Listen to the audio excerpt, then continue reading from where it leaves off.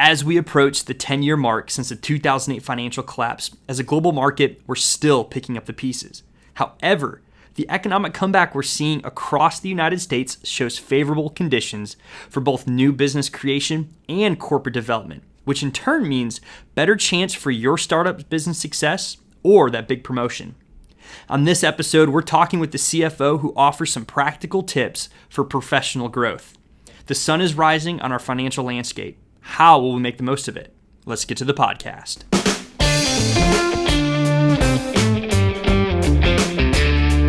Good morning and welcome to another episode of the ROI Podcast presented by the Indiana University Kelley School of Business. I'm your host, Matt Martella, broadcasting from the beautiful downtown Indianapolis campus with, as always, my special guest, Associate Dean of Academic Programs, Phil Powell. Hey, Phil.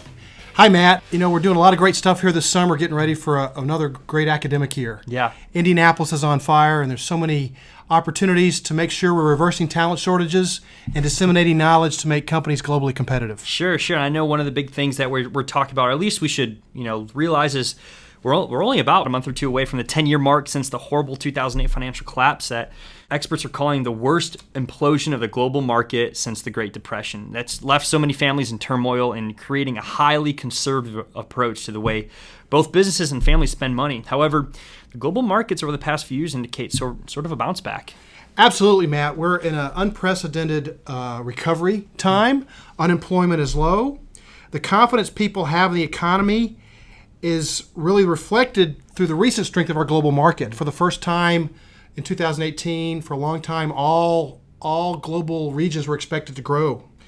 And that's breathing new life into a startup business environment, as well as expansion and growth in established companies. We just need to look at recent trends to see this. According to the Bureau of Labor Statistics, startup firms were at an all-time low in 2010 following the collapse. But jump to just last year, 2017, we saw the number of new business creations grow by close to 100,000 since 2010. Huge bounce up. And just last year, startups gained 1.7 million jobs. And the growth just continues right now, and we're seeing it in Indianapolis, and it's driving our opportunities here at the Kelley School. Not to mention, major corporations seem to be reaping the benefits too. In fact, the U.S. Bureau of Economic Analysis are calling just the first quarter of 2018 alone, an all-time high for corporate profits since 1950s. They are pretty much profiting close to $190 billion this year. And that's some serious spending power if you're sitting in those executive suites or trying to grow your corporation. Absolutely. And this should give all of our listeners who've sort of been on the fence about whether they start a new business and waiting for the right time, our current economic conditions just might give them the encouragement to take that leap. Yeah, and let's talk about that for a moment. Following the 2008 collapse, we experienced a major slowdown, as you said, in small business creation. In fact, new business startups fell by almost 150,000, going from just over the 600,000 new business mark in 2006 to barely crossing the 450,000 mark in 2014. That's according to the U.S. Census. So I got to ask you, what do potential entrepreneurs, what do they need to do to overcome their fear and take advantage of this incredible growth? It's simple to say and hear, but it's hard to implement. The bottom line is folks really need to be confident. It's something that's intangible. They need to trust the economic trends and plug themselves into the growth, into the momentum that's creating in the country. Starting a business will always come with uncertainty, fear of the unknown, and will most definitely push a new business owner's comfort level. It's what you sign up for, but it's also the excitement that comes with it that makes this so attractive. And all of this comes your way no matter what the market is doing, whether it's low, whether it's high.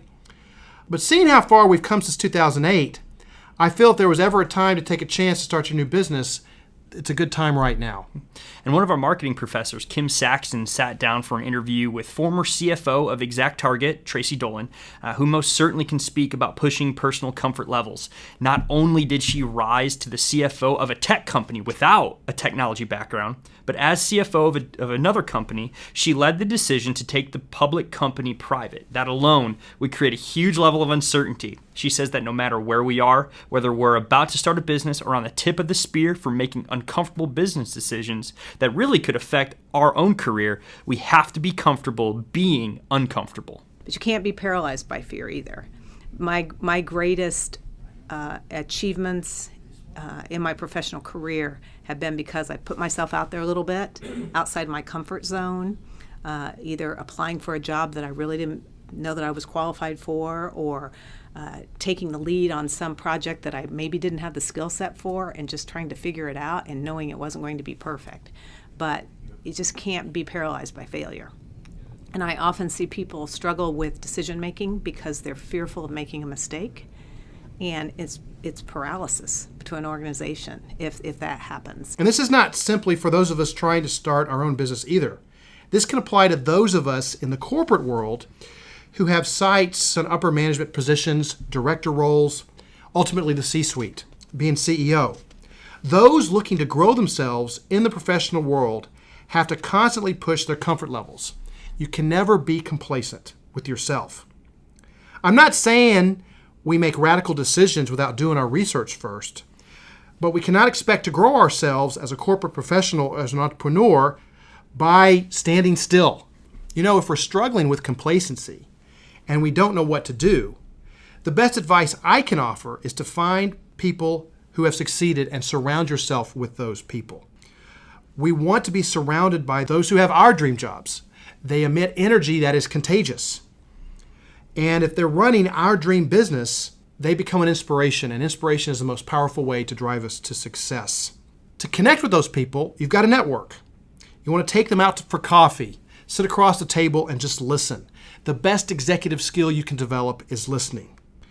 And when you're listening and talking to folks who inspire you, you want them to talk about their failures, their personal habits, what they're reading, what do they view as success, how do they balance life and work, but more importantly, how did they overcome defeat?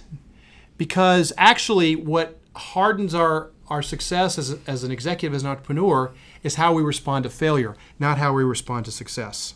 Yeah, and if we're in a position that affords us to hire, Traci says to surround ourselves with the best, then get out of their way. Hire people smarter than yourself, let them grow and develop, and hopefully take the role you were sitting in so you can keep growing too.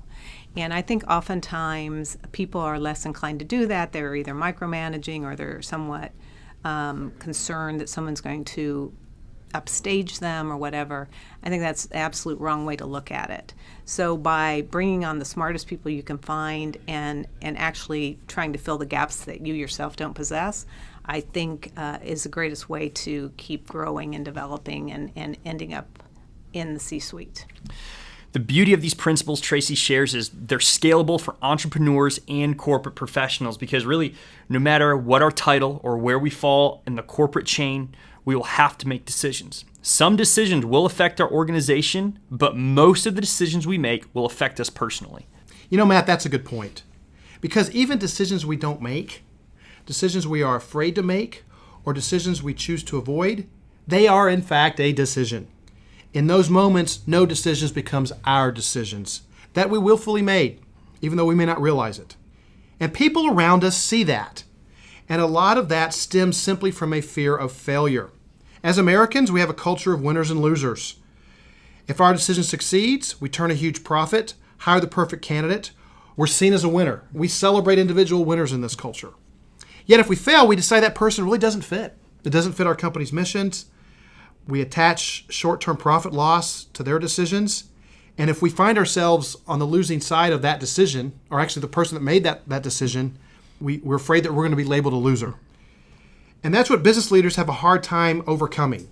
They simply don't know how to let go of that binary mentality of win and loss. They see it as a one-time game, when really success is about playing this game over and over and over again. And as you respond and learn from loss, you minimize the chance you're going to lose moving forward. Which can cripple someone's opportunity for growth. And for many, it's that fear that they don't even want to try. They want to sit in their bubble of comfort and just go with the flow, so to speak. But that view has to change, because no matter what, life always guarantees us failures. It's not about winning or losing in business. It's about growing or stagnating. If Traci let her failures, for example, define her, I bet my money that she would simply be crunching numbers as a public accountant still.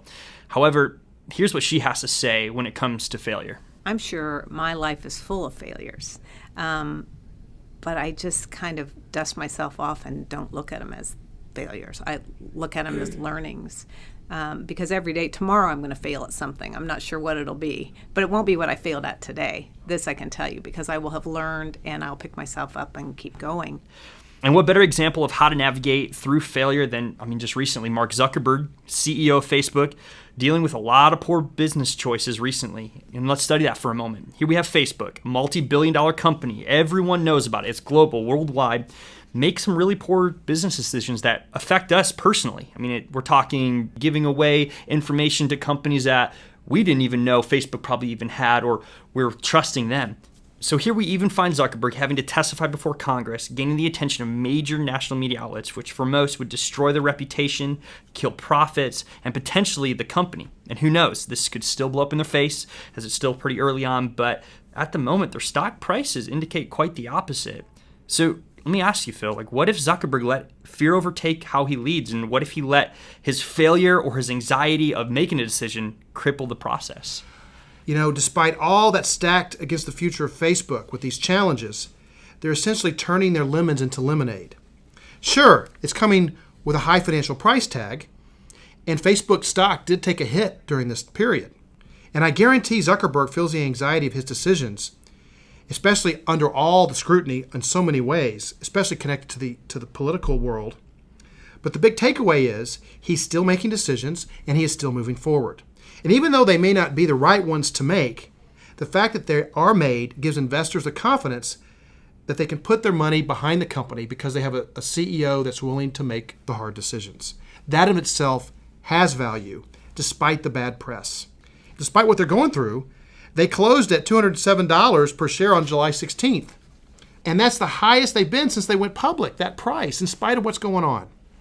So if you're one to become overwhelmed with anxiety in the midst of making decisions, one practice to build your confidence is to know what's going on in your department or your organization as soon as possible. Get ahead of it and make the best choice with the information that is known. I think the sooner I can come up to speed on what's going on in the organization, the more effective a decision maker I will be. So I haven't been mentored to do that per se, but just by career history, I think it's just evolved. Fear of failure and the anxiety that comes with decision making puts serious growth stoppers in our path to professional success. We have to remember that these emotions are normal for everyone. What separates those who are successful from those who are stuck is that they learn how to overcome them instead of being overcome by their emotions. Finally, it's extremely important that we don't limit ourselves by saying it cannot be done. In order to be a leading business owner or a top-level executive, we have to let go of the "we can't do this" mentality. Traci quickly learned that her focus as a public accountant had to expand past the numbers and spreadsheets. This shift in seeing the big picture and how to make uncomfortable choices ultimately landed her that coveted C-level position. What becomes really important is being that strategic business partner. And once you establish yourself as that and understanding the business and trying to find ways to say yes, so that the answer isn't just no, you can't do it, but it's, you can't do that, but let's figure out how we can do this so it's a win for the business. In fact, you're not working with the business and you're sitting in your little office cranking on spreadsheets or something. Pretty soon no one's going to want to talk to you and you've lost your strategic value to the company. So let's recap. The key is to start the business, start learning your organization, start finding a mentor, or start embracing the uncomfortable growth necessary for success. Next, it's about shifting our perspective of failure. Whether in fear of failure or anxiety of making decisions, we have to see failure as fertile grounds for personal growth. Finally, we cannot limit ourselves with a cannot do attitude. We have to figure out ways to make it work so we and our business ultimately succeed. Thanks for tuning in this week. As always, thank you, Phil, for being here today. If you enjoyed this podcast and want to discover more, check out our archived episodes and don't forget to subscribe.